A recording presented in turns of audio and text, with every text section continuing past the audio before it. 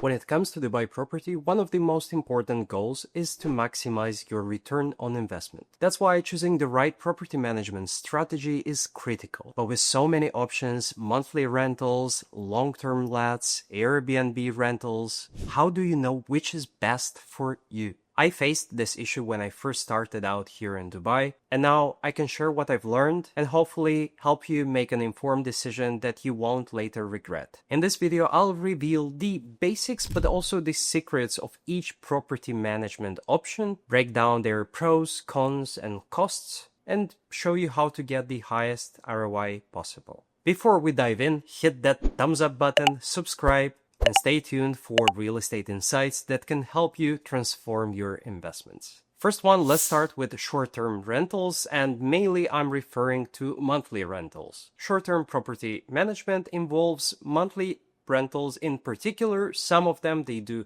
bi-monthly or 3 months rentals, and is a popular option for investors looking for higher returns and also some flexibility. So how does this work? You rent your property on a monthly basis, and those properties are usually managed by property management companies or via agents who are advertising them even on online platforms such as Property Finder. This is an ideal option for business travelers who are coming to Dubai for a month or 2 months, for expatriates, mainly those on probationary periods who don't want to basically get into a long-term lease and they want to make sure that they get a job, or for just temporary residents in the city, specifically in winter times. For example, if you don't like Airbnb, you don't want your property to be destroyed by too many tenants, too many guests, then you would just let your property for a few months during winter and make the most out of it. Some of the main advantages is that you have higher rental yields, you have shorter vacancy periods, and you also do have some flexibility. Monthly rentals typically offer much higher rental returns than, the long-term rentals for a year or more, and don't really get you those same troubles and even property management fees that you have with Airbnb, for example. So while you would still make a bit more money than long-term leases, you might not make as much as you would make with Airbnb, although I would really challenge us when we come to the Airbnb part. You still have the property. You can also live in there if you're not a resident here in Dubai as a full-time resident. So you might just come here for a month or two and then rent it out for a few other months if you don't want to just rent it for the whole year. Some of the disadvantages is that there is higher turnover than the long-term leases. So you'll have to manage those tenants more frequently. You'd also have to get some marketing and involve some costs with that. So basically that is another disadvantage with this, although that's not the biggest one because you will still lease it out for a longer time period and you don't need to do it as often as when you do Airbnb. Due to the higher tenant turnover, you will have more maintenance, so you would have to clean the property more often. Again, not as much as in the Airbnb case, but still you'd have to manage this properly, and in case something breaks, you also have to take all these associated costs into consideration. So the property management fees for this kind of services is usually between 8 to 15%.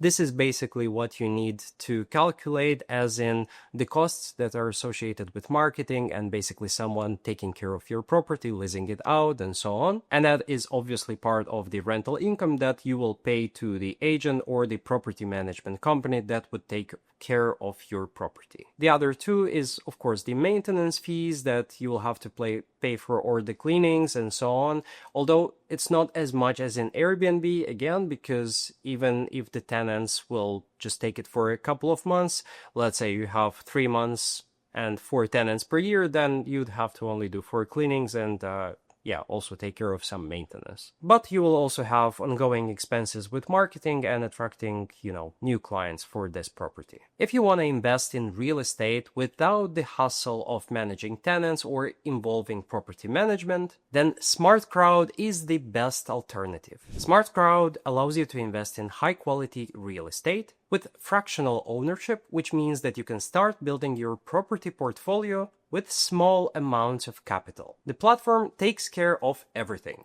property selection, management, tenants, and all these kind of arrangements, so you can enjoy the benefits of real estate returns without any stress. I've personally used them for 2 years now, and I cannot recommend them enough. That's why I partnered with them for this video, and if you use code ALEX with the link in the description, you will get 250 dirhams sign-up bonus to start your property investing journey today. That's why don't hesitate, click that link right now and explore the options without any hassle. Secondly, I want to talk about long-term property management and long-term leases in general. Long-term rentals involve leasing your property for at least 12 months period. This is of course the most traditional property management approach in Dubai, and in case you want to actually change your tenant or get back into that property and live there because it's yours and you can do this, you need to inform the tenant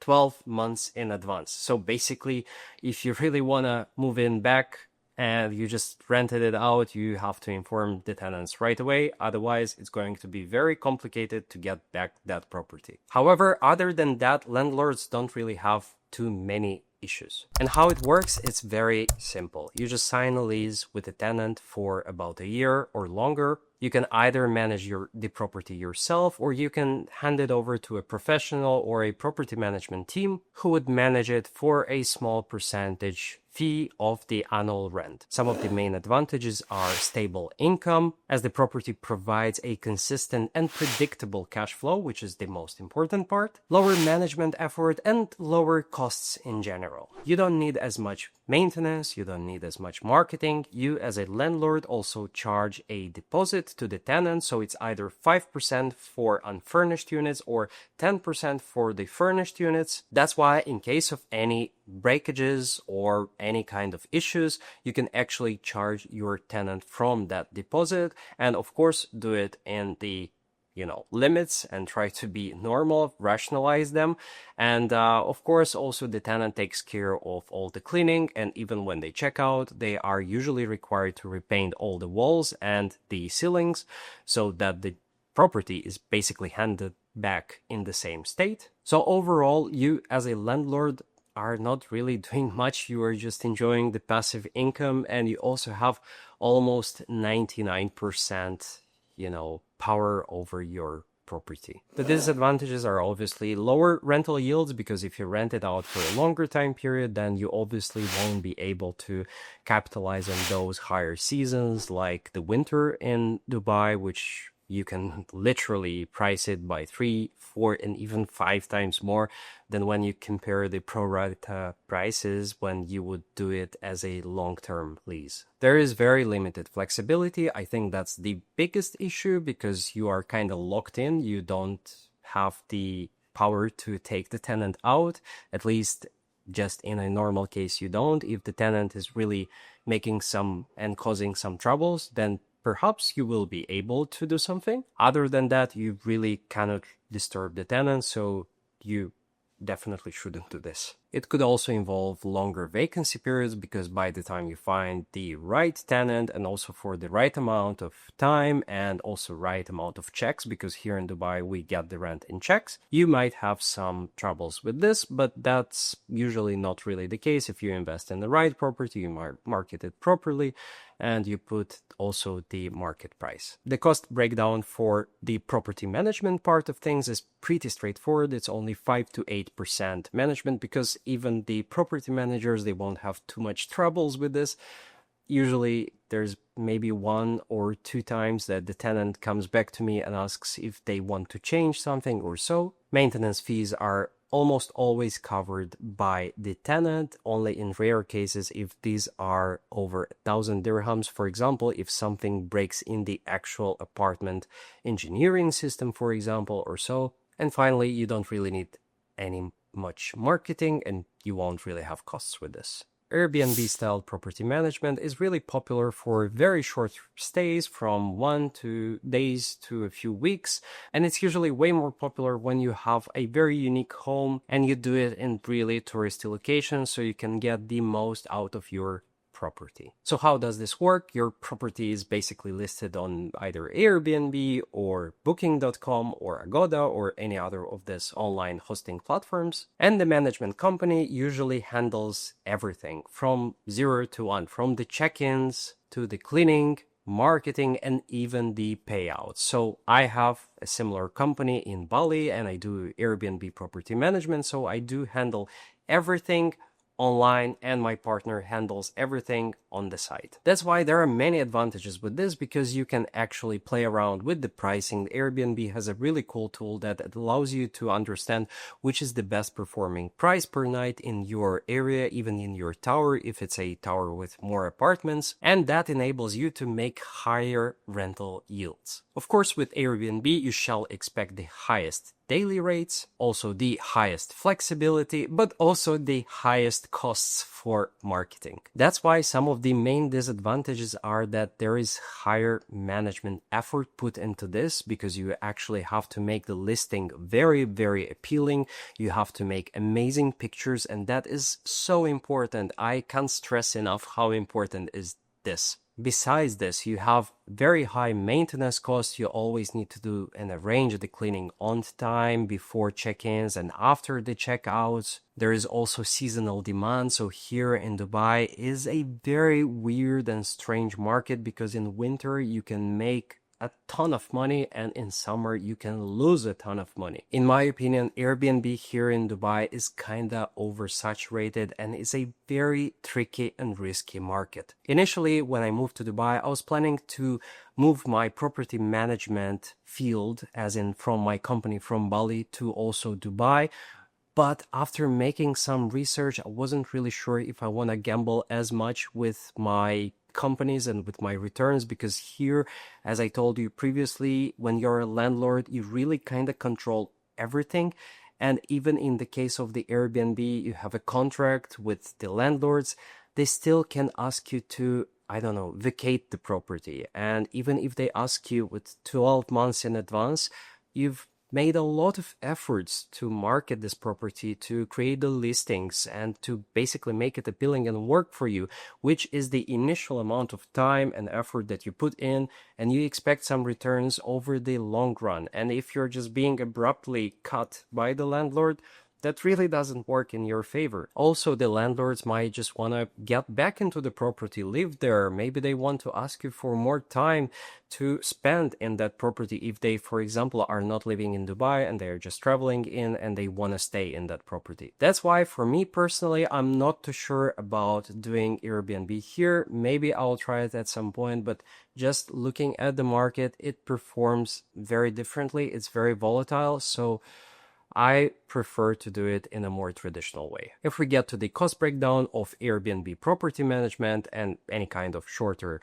flats from 1 day, 1 night stays longer, then usually the costs are from 15 to 20%, but recently I've seen that it's more kind of from 20 to 25% of the annual income that the property management company is taking from the return that you make. That is quite a big number, and honestly, I'm not too sure that you will be making 25% more if you simply would have marketed the property as a long-term stay or even as a shorter stay on a few months. That's why if you really want to do Airbnb property management and you want to give someone to do this on your property, make sure you analyze all the data with them and try to see if there is actual potential that you will make more, because otherwise, what's the point? Besides that, the platforms where you host the properties have also pretty high fees recently, with Airbnb and similar hosting platforms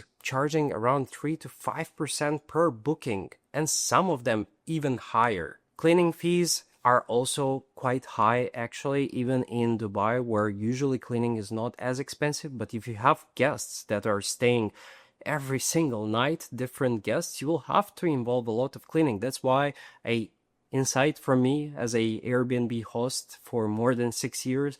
Try to limit, the minimum stays at your property. This probably will save you quite a big chunk of money, because even if you might not rent out everything in that month, you might save a lot in the cleaning and maintenance of your apartment. Nevertheless, I hope you found this information and breakdown of all the strategies that you can use and all the types of property management options that you have here disposable at your convenience in Dubai. And most importantly, work with trusted partners and make sure they know what they are doing. Because at the end of the day, you're signing a 20% property management fee, and they're not guaranteeing that they will basically make the maximum return on that specific property. Which strategy do you personally think makes the most sense here in Dubai? Let me know your thoughts in the comment section below, because I'm personally very interested. I might explore newer, interesting ideas. So let's get into a discussion right now. Like and subscribe for more real estate expert insights. And with that, I hope you will have a great day, and let's maximize your investment ROI.